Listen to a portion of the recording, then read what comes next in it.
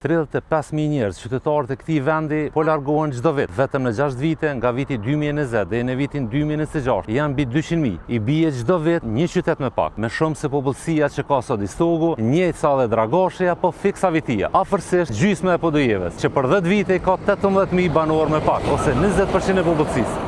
Shumica janë tri, e pas tyne ata e marrin gratë, fëmijët e familje. Ti e halo të thonë, ikje ka pasur gjithmonë. Po, ka pas. Por kur ka shumë edhe kur ka sistematik. Kur largohet njëri, nuk iken vetëm një njeri.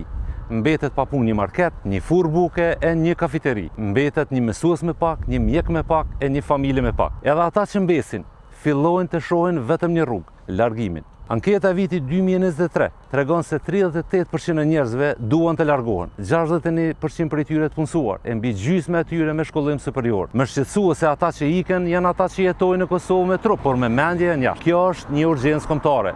Duhet të flasim hapur, duhet të gjejmë një rrugë, por ndryshe nuk do të kemi kujt i flasim, sepse ata tashmë e kanë marrë rrugën e largimit. Përtej propagandës zgjedhore, ky është realiteti që kërkon zgjidhje.